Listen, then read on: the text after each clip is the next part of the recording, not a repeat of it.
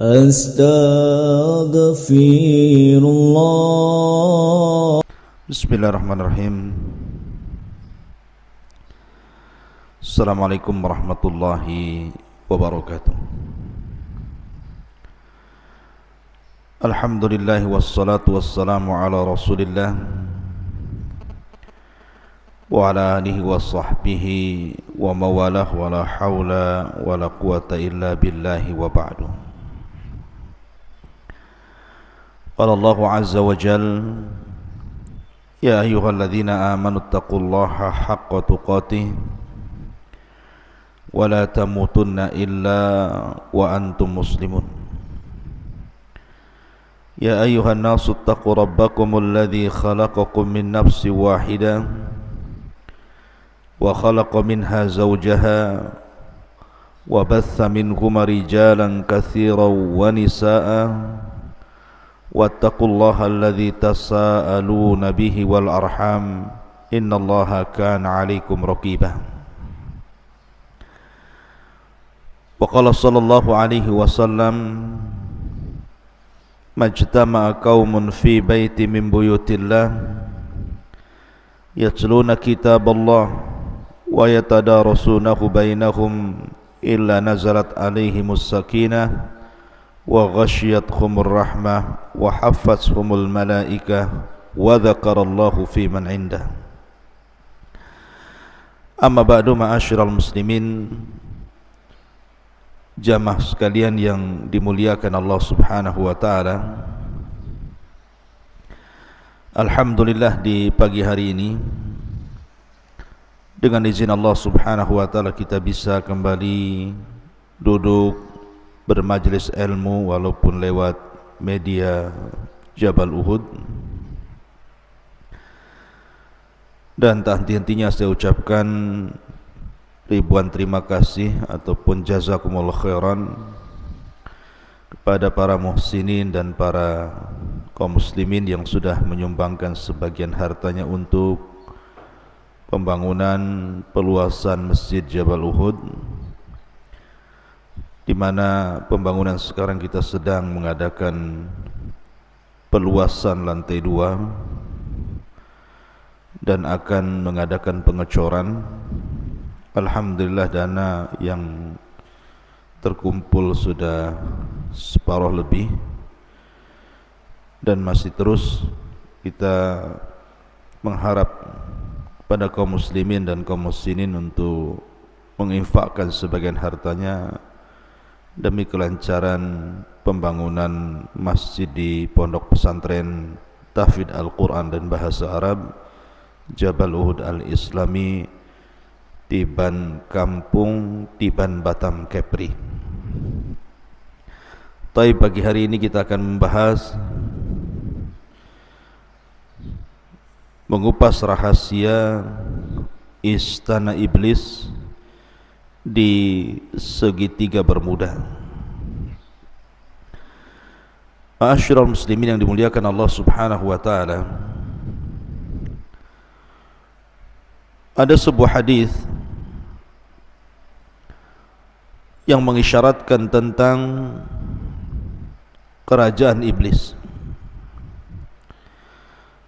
Hadis ini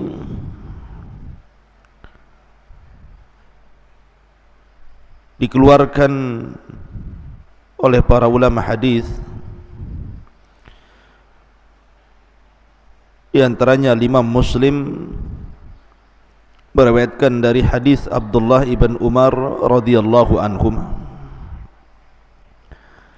tentang cerita yang sangat masyhur di zaman Nabi sallallahu alaihi wasallam, yakni cerita tentang Ibnu Sayyad.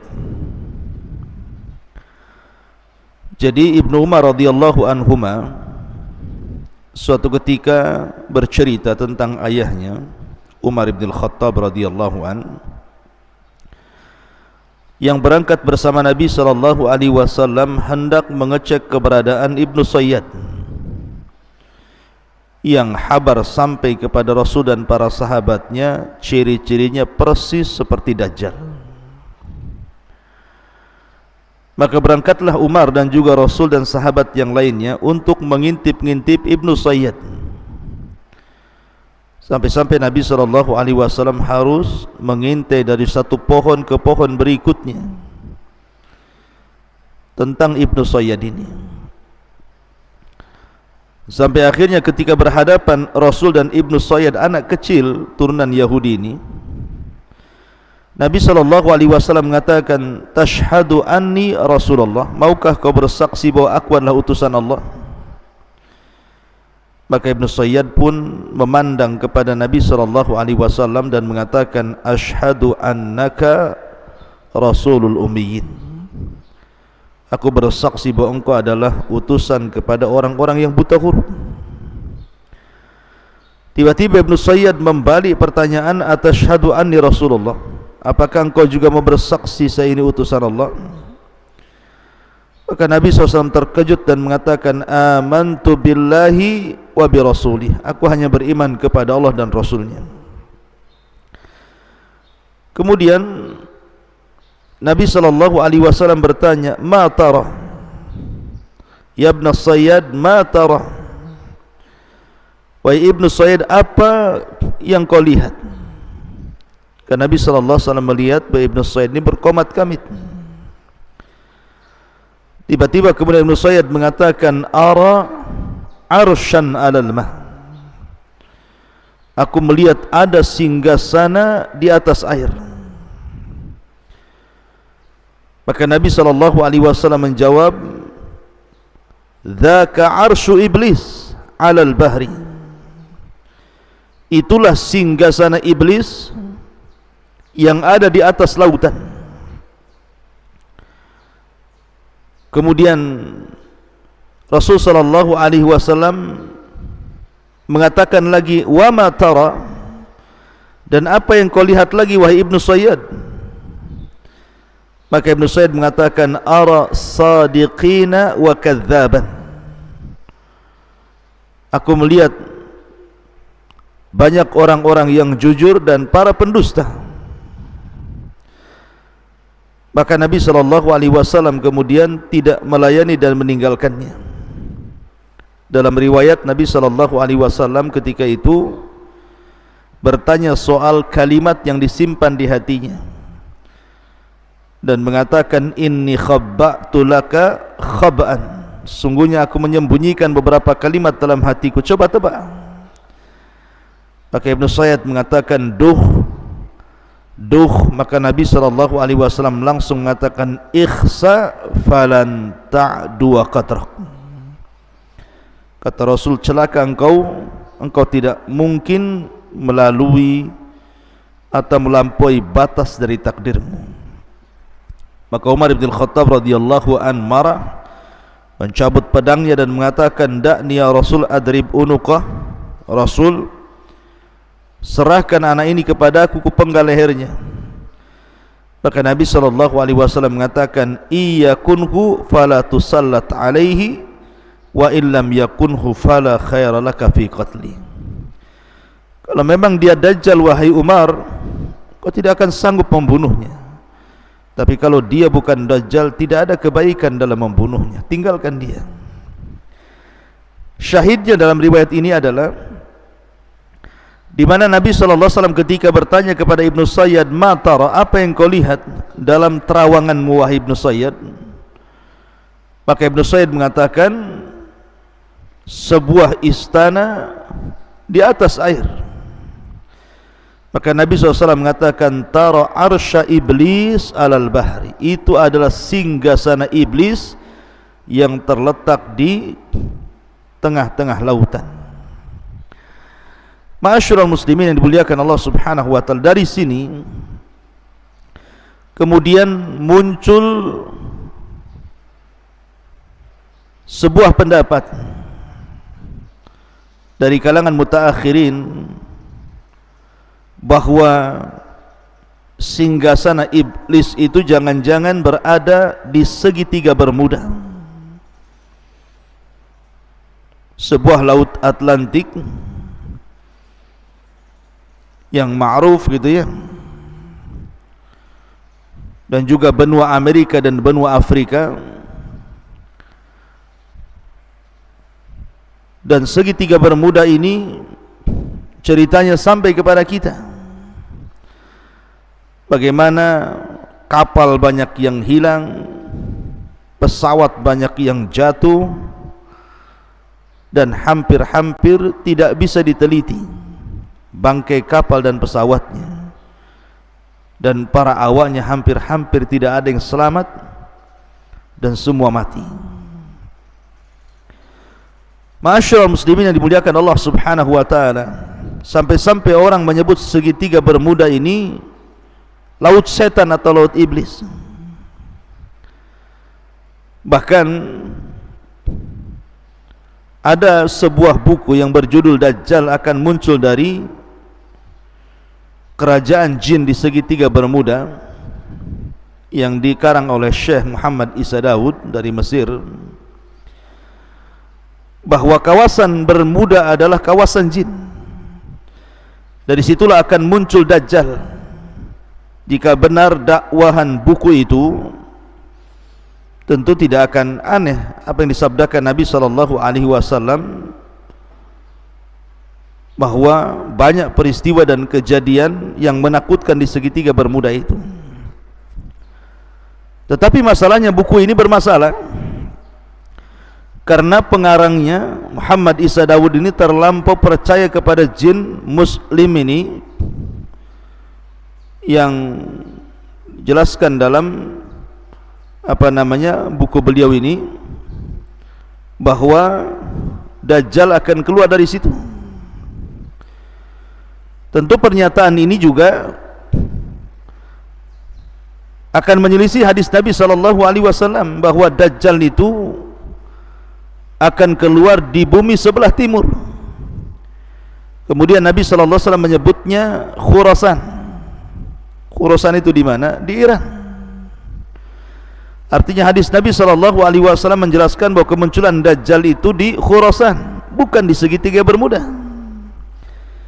Tapi Muhammad Isa Daud ketika berdialog dengan jin, kemudian jin ini menjelaskan bahwa Dajjal akan muncul di kerajaan di segitiga Bermuda, tentu akan menyelisih hadis Nabi SAW. Intinya bahwa berkembang opini-opini di masyarakat bahwa jangan-jangan istana iblis itu ada di segitiga Bermuda tadi, karena banyaknya peristiwa-peristiwa aneh dan banyaknya kapal-kapal dan pesawat yang kalau lewat di segitiga Bermuda hampir-hampir tidak selamat dan tersedot masuk ke dalamnya.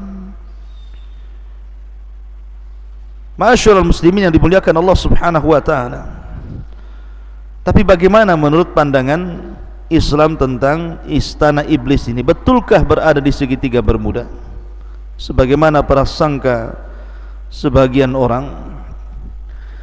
Ma'asyiral muslimin yang dimuliakan Allah Subhanahu wa taala, sebelum saya kupas tentang masalah ini, saya ingin memulai kajian kita ini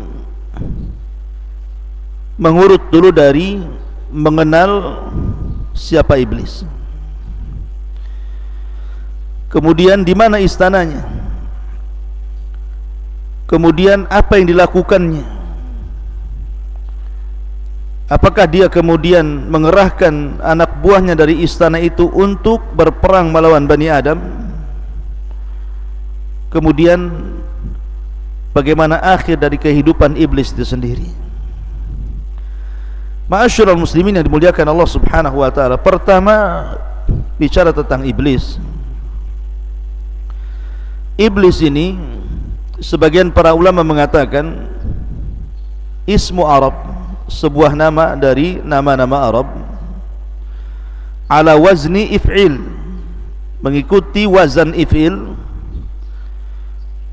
di mana mushtaqnya dari kalimat al-iblas. Jadi iblis itu dari al-iblas, maknanya al-ib'ad minal khairi awil ilyas min rahmatillahi azza wa jalla. al-ya's min rahmatillahi azza wa jalla. Jadi makna iblis itu artinya makhluk yang menjauh dari kebaikan atau yang putus asa daripada rahmat Allah, maka disebut al-iblas. Dan makhluk yang disebut iblis, walaupun sekali lagi bahwa ada sebagian ulama mengatakan bahwa iblis itu nama a'jam. Kemudian kalau kita melihat Al-Quran, maka lafaz iblis dan syaitan itu diletakkan di beberapa ayat dalam Al-Quran. Bahkan lafaz iblis sendiri dalam Al-Quran itu diulang sampai 11 kali, dan semuanya mufrad, tidak ada yang jama'. Beda dengan syaitan, ada yang mufrad tunggal, ada yang jama' gitu ya. Yang mufrad sekitar 70 kali terulang-ulang dalam Al-Quran, yang jama' sekitar 18 terulang-ulang dalam Al-Quran. Ma'asyiral muslimin yang dimuliakan Allah subhanahu wa ta'ala, lalu kenapa disebut iblis? Jadi ketika iblis ini dia mengumumkan bahwa dia sudah putus asa dari rahmat Allah subhanahu wa ta'ala karena perbuatan dia sendiri, ketika Allah subhanahu wa ta'ala memerintahkan dia sujud kepada Adam, kemudian dia enggan bahkan sombong. Akhirnya kemudian Allah subhanahu wa ta'ala usir dia dari langit, dari surga menuju bumi, dan dia pun meminta kepada Allah subhanahu wa ta'ala tangguhan sampai hari dibangkitkan. Maka Allah subhanahu wa ta'ala kemudian mengabulkan permintaan iblis, dan ketika Allah subhanahu wa ta'ala mengabulkan permintaan iblis bahwa dia tidak akan mati sampai hari dibangkitkan, dari sinilah iblis mulai jahat dan melampaui batas, sehingga dia mengatakan fa bi izzatika la ughwiyannahum ajma'in illa ibadaka minhumul mukhlasin. Karena kemuliaanmu ya Rabb, aku akan sesatkan mereka semuanya kecuali hamba-hambamu yang ikhlas. Dan Allah subhanahu wa ta'ala mengatakan wa inna alaika la'nah ila yaumiddin, qala rabbi fa'angdirni ila yaumi yub'atsun, qala fa innaka minal mungdharin ila yaumil waqtil ma'lum. Dan bagimu wahai iblis laknat sampai hari dibangkitkan. Maka iblis mengatakan, ya Rabb, tangguhkanlah diriku sampai hari dibangkitkan manusia. Maka Allah subhanahu wa ta'ala mengatakan, engkau termasuk orang-orang yang akan dibiarkan hidup sampai hari yang ditentukan. Lah Ibnu Katsir rahimahullahu ta'ala menyebutkan bahwa ketika iblis ini dia putus asa daripada rahmat Allah subhanahu wa ta'ala sehingga dia diusir dari surga, maka dari situlah dia semakin jahat. Maka ketika itulah dia disebut iblis, karena dia diambil dari kata ablas, makhluk yang berputus asa dari rahmat Allah subhanahu wa ta'ala. Nah, apakah iblis ini bagian daripada para malaikat ataukah dia bagian daripada bangsa jin? Karena masalahnya ketika Allah subhanahu wa ta'ala berfirman di dalam Al-Quranul Karim tentang perintah Allah subhanahu wa ta'ala kepada Adam kepada para malaikat, wa idh qulna lil malaikati isjudu li Adam fasajadu illa iblis. Ketika kami katakan kepada para malaikat, sujudlah kalian kepada Adam, maka mereka sujud kecuali iblis. Ulama mengatakan bahwa mustathna, illa, kecuali atau pengecualian dalam bahasa Arab itu harus bersambung antara lafaz setelah dengan lafaz sebelumnya. Maknanya ketika Allah subhanahu wa ta'ala perintahkan para malaikat untuk sujud kecuali iblis, iblis itu bukan bangsa lain, tetapi maksud masuk daripada bangsa malaikat. Itu dalam tatanan bahasa Arab seperti itu. Ada mustathna, ada mustathna minhu. Jadi lafaz pengecualian itu harus masuk pada yang dikecualikan, bukan di luar yang dikecualikan. Ketika Allah bicara tentang malaikat, berarti iblis itu bagian daripada malaikat. Kemudian juga ayat Al-Quran yang mengatakan kana minal jin fa fasaqa an amri rabbih illa iblisa kana minal jin fa fasaqa an amri rabbih. Kecuali iblis adalah bagian daripada jin yang berbuat fasik dari perintah Allah. Kalimat jin, bagi yang mengatakan jin dari kalangan malaikat, maka jin di sini artinya jannah. Sesuatu diambil dari kata-kata jan, itu artinya jannah. Karena dulu iblis ini khazanatul jannah, pembendaharaan surga, maka diambil dari kata jan menjadi jin. Itu bagi pendapat yang mengatakan jin itu bagian daripada malaikat yang fasik dan kufur. Tapi pendapat yang kuat bahwa jin itu ataupun iblis itu bagian dari kalangan jin, bukan malaikat. Karena pengakuan iblis sendiri mengatakan ana khairum minhu khalaqtani min nar. Aku lebih baik daripada Adam, kau ciptakan aku dari api. Sementara malaikat dari apa? Dari cahaya. Yang tercipta dari api itu ya jin. Sebagaimana hadis Nabi SAW, khuliqatil malaikatu min nur wa khuliqatil jan min marij min nar wa khuliqa adam mimma wusifa lakum.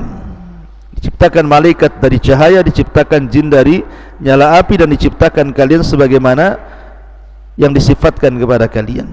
Lah, Allah Subhanahu wa taala mengatakan kinayah daripada perkataan iblis, ana khairum minhu khalaqtani min nar. Aku lebih baik daripada Adam, kau ciptakan aku dari api. Dari sini menunjukkan bahwa iblis itu bagian daripada jin. Dan Allah mengatakan illa iblisa kana minal jin. Kecuali iblis, dia termasuk dari kalangan jin. Dan itu pendapat dari banyak kalangan ulama seperti Syekhul Islam Ibn Taimiyah rahimahullahu ta'ala dan yang lainnya. Dan ingat, ada yang mengatakan bahwa iblis itu adalah abul jin, bapaknya jin, sebagaimana Adam abul bashar, bapaknya manusia. Dan ini sebagaimana disebutkan dalam tafsir At-Tabari dari Ibnu Abbas, Mujahid, Qatadah, Hasan Al-Basri dan yang lainnya, mengatakan bahwa iblis itu adalah abul jin, bapaknya jin. Ma'asyiral muslimin yang dimuliakan Allah Subhanahu wa taala, adapun tugas iblis, karena dia sudah bersumpah akan menyesatkan Bani Adam, Al-Imam Ibnul Qayyim rahimahullah ta'ala sampai mengatakan bagaimana iblis itu mengatur strategi untuk menggoda manusia itu sampai membuat 6 marhalah, 6 cara, mulai daripada yang paling tinggi sampai kepada yang paling rendah. Yang pertama, membuat manusia kufur atau manusia menyekutukan Allah Subhanahu wa ta'ala. Kalau tidak bisa, maka yang kedua, manusia dibuat menyelisih sunnah Nabi SAW supaya terjerembab kepada perbuatan yang diada-adakan dalam agama. Bahasa hadis disebut bid'ah. Kemudian yang ketiga, kalau tidak bisa digoda seperti itu, maka dia akan membuat strategi selain bagaimana manusia itu terjerumus kepada dosa besar. Kalau tidak bisa juga, maka masuk pada marhalah yang keempat, maka manusia akan dijerembabkan ke dalam dosa kecil. Kalau tidak bisa juga, maka masuk pada marhalah yang kelima, disibukkan dengan perkara-perkara mubah, sehingga dilupakan dari ibadah karena sibuk melakukan perkara-perkara mubah. Kemudian yang terakhir, kalau tidak bisa juga disibukkan dengan perkara-perkara mubah, maka akan disibukkan melaksanakan yang tidak afdal dan meninggalkan yang afdal. Begitulah khutuwati syaitan, langkah-langkah setan. Makanya kenapa Allah Subhanahu wa ta'ala selalu memberikan nasihat kepada kita agar jangan mengikuti langkah-langkah syaitan. Allah berfirman, alam ahad ilaikum ya bani adam alla ta'budu syaitan innahu lakum aduwwum mubin. Bukankah sudah kukatakan kepada kalian wahai anak Adam, jangan menyembah syaitan karena syaitan itu musuh kalian yang nyata. Bahkan Allah Subhanahu wa ta'ala melarang kita untuk menjadikan syaitan-syaitan itu, iblis-iblis itu teman kita. Wa man yattakhidhi syaitan waliyan min dunillah faqad khasira khusranan mubina ya'iduhum wa yumannihim wa ma ya'iduhumus syaitanu illa ghurura. Barang siapa yang mengambil syaitan sebagai temannya dari selain Allah, maka dia telah melakukan kerugian dengan kerugian yang nyata. Syaitan itu hanya menjanjikan dan angan-angan kosong, dan tidaklah janji-janji mereka kecuali dusta belaka. Ma'asyiral muslimin yang dimuliakan Allah Subhanahu wa ta'ala, salah satu strategi syaitan itu adalah di pagi hari, maka syaitan selalu menancapkan singgasananya. Di pagi hari, pagi-pagi buta itu syaitan akan menancapkan singgasananya di tengah lautan. Lah, dan itu diisyaratkan dalam sebuah hadis Nabi SAW. Terdapat dalam Sahih Muslim dari Nabi SAW, dia bersabda, inna iblisa yada'u arsyahu alal ma. Sesungguhnya iblis setiap pagi itu meletakkan singgasananya di atas lautan, supaya dia ingin seolah-olah menandingi arsy Allah Subhanahu wa ta'ala. Ya, tahu arsy Allah Subhanahu wa ta'ala, singgasana Allah Subhanahu wa ta'ala itu berada di atas air kan. Tapi tentu Allah Subhanahu wa ta'ala tidak bersemayam di atas arsy, tidak, dia di atas ketinggian. Ya, karena kalau diartikan bersemayam itu artinya seolah-olah Allah Subhanahu wa ta'ala duduk di atas arsy, tidak. Allah itu jauh daripada makhluknya, dia di atas arsy lagi. Lah karena Allah Subhanahu wa ta'ala meletakkan arsy di atas air, maka iblis pun ingin membuat singgasananya di atas lautan, di atas air, seolah-olah kononnya ini ingin menyamai Allah Subhanahu wa ta'ala ketika meletakkan arsy di atas air. Begitulah sombongnya iblis. Tsumma yab'atsu saraya, kemudian mulailah dia mengutus prajurit-prajuritnya, tentara-tentaranya untuk menggoda anak Adam. Fa'adnahum minhu manzilatan a'dhamu fitnatan, maka yang paling dekat kedudukannya dengan iblis adalah yang paling besar fitnahnya. Yaji'u ahaduhum, setelah kemudian iblis di pagi hari mengatur strategisnya, kemudian memerintahkan para tentaranya untuk menggoda anak Adam dimanapun berada. Setelah kemudian satu hari mereka menggoda anak Adam, maka kemudian mereka pun mulai pulang dan melaporkan hasil apa yang mereka lakukan terhadap manusia. Yaji'u ahaduhum fayaqulu fa'altu kadza wa kadza. Wah iblis, aku sudah melakukan ini dan itu, sehingga orang itu berdusta, orang itu tidak sholat, orang itu berghibah, orang itu minum khamr, orang itu berzina, orang itu, dan begitu seterusnya melakukan kezaliman. Tapi iblis mengatakan, ma sana'ta syai'a, kau belum berbuat apa-apa. Tsumma yaji'u ahaduhum, kemudian ada lagi pasukan iblis yang lainnya yang datang melaporkan dan mengatakan, ma taraktu hatta farraqtu bainahu wa baina imratihi. Lapor iblis, aku sudah berhasil mencerai-beraikan rumah tangga si fulan dan si alan, sampai sekarang mereka bercerai. Maka iblis langsung tegak berdiri dengan bangganya dan mengatakan, anta, kaulah yang benar, kaulah prajuritku.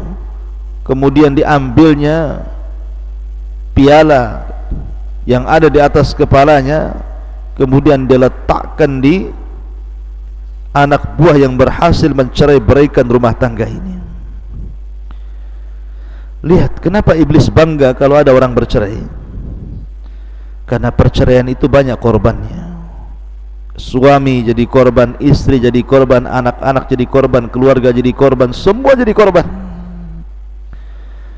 Maka iblis pun bahagia, dipeluknya orang tentaranya yang berhasil mencerai-beraikan suami istri dan mengatakan, anta, engkolah. Kemudian dia melepaskan piala di atas kepalanya dan diletakkan di atas kepala jin yang berhasil mencerai-beraikan suami istri itu. Ma'asyiral muslimin yang dimuliakan Allah Subhanahu wa taala. Nah, di sini dalam hadis ini Nabi SAW mengatakan, inna iblisa yadau arsyahu alal ma. Sesungguhnya iblis meletakkan singgasananya di atas air.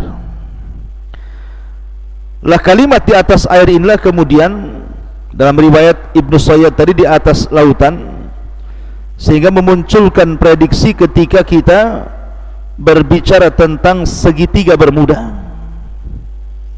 Segitiga bermuda yang berada di antara Laut Atlantik, benua Amerika dan benua Afrika. Kenapa kemudian muncul prediksi bahwa jangan-jangan istana yang dimaksud dalam hadis itu adalah istana yang diletakkan oleh iblis di segitiga bermuda? Karena ada yang mengatakan bahwa segitiga bermuda ini adalah pertemuan antara laut panas dan laut dingin. Laut panas dan laut dingin. Dan dalam sebuah hadis Nabi SAW, ketika Nabi SAW menjelaskan tentang bayangan matahari, kata Nabi SAW, sebagaimana dikeluarkan Imam Ahmad,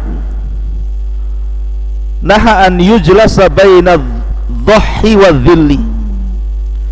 Nabi SAW melarang untuk duduk di antara sinar matahari dan di antara bayang-bayang sebuah benda.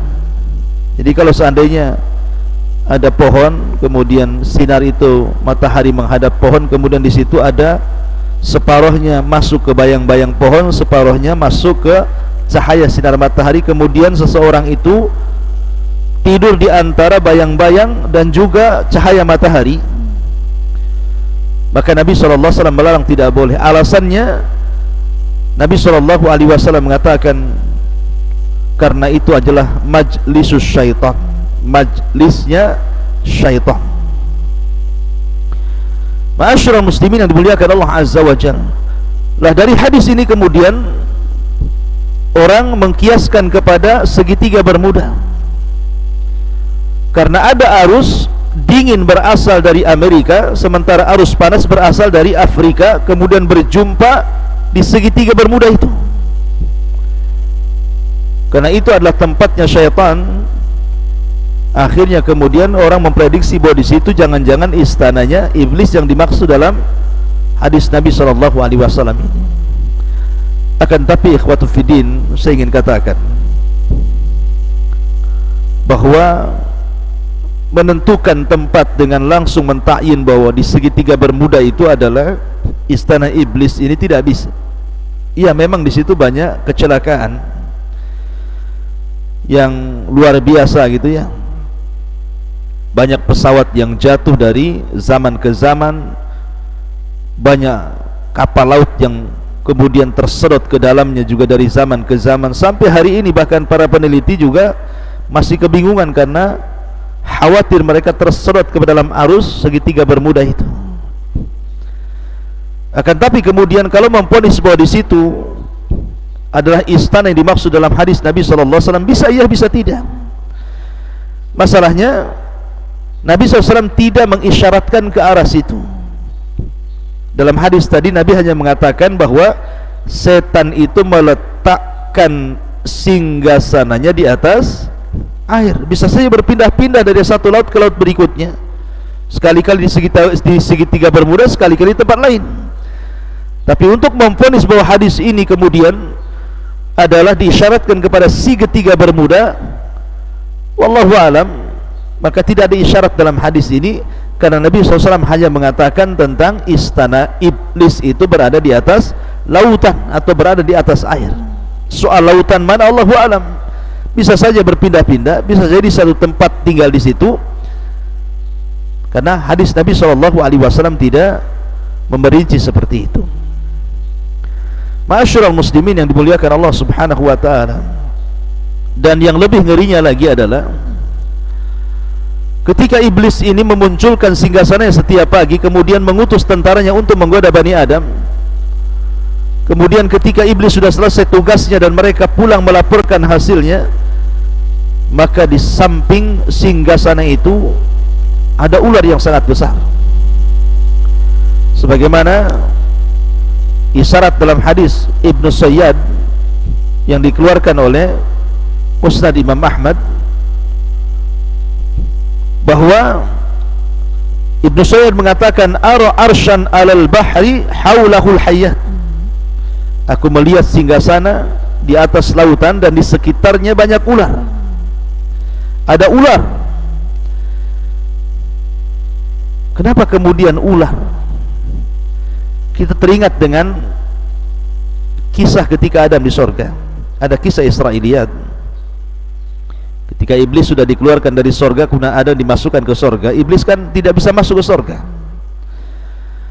Akhirnya kemudian dia bekerja sama dengan ular yang keluar masuk ke dalam sorga, dan berhasil dia masuk, dan berhasil pula dia memberikan was-was kepada Adam. Akhirnya Adam dan Hawa makan buah larangan dan terusir pula dari sorga. Lah karena ular ini sudah berjasa memasukkan iblis ke dalam sorga hingga mampu menggoda Adam, makanya sangat dimuliakan ular ini. Jadi setiap kemudian tentaranya datang membawa laporan, maka ular itu ada di sekitar situ dan dimuliakan sama iblis. Makanya Ibnu Sayyad mengatakan, ara arsyan alal bahri haulahul hayyat, aku melihat sebuah singgasana di atas lautan dan dikelilingi dengan ular. Maka Nabi SAW mengatakan, sadaq dzalik, dzalika arsyu iblis. Ya benar, dia benar, tetapi itulah istana iblis. Tapi sebagian para ulama mengatakan bahwa tambahan haulahu hayat dalam hadis yang dikeluarkan dalam Musnad Imam Ahmad ini adalah tidak sabit. Jadi lafaz yang sahih yang sampai kepada Nabi hanyalah kata-kata ara arsyan alal bahri. Berkata Ibnu Sayyad itu, saya melihat singgasana di atas lautan. Adapun tambahan haulahul hayat, di sekelilingnya banyak ular, maka itu tambahan yang tidak sabit, yang tidak tetap bagian daripada hadis Nabi sallallahu alaihi wasallam. Wallahu alam tentang masalah singgasana iblis ada di lautan mana gitu, apakah di segitiga Bermuda atau di tempat yang lainnya, karena tidak ada isyarat yang jelas tentang masalah ini. Ya bisa iya bisa tidak gitu ya. Tapi yang jelas kita yakini bahwa setiap hari iblis menancapkan istananya di tengah lautan, lautan mana terserah gitu ya. Kemudian mengutus tentara-tentaranya berusaha menggoda anak Adam, sampai akhirnya iblis merasa senang apabila tentaranya membuat cerai-berai suami istri dan meletakkan piala di atas kepalanya dan mengatakan anta sambil memeluknya. Wallahu a'lam bishawab. Mudah-mudahan ada manfaatnya. Subhanakallah bihamdika asyhadu an la ilaha illa anta astaghfiruka wa atubu ilaik. Allahu ta'ala. Assalamualaikum warahmatullahi wabarakatuh.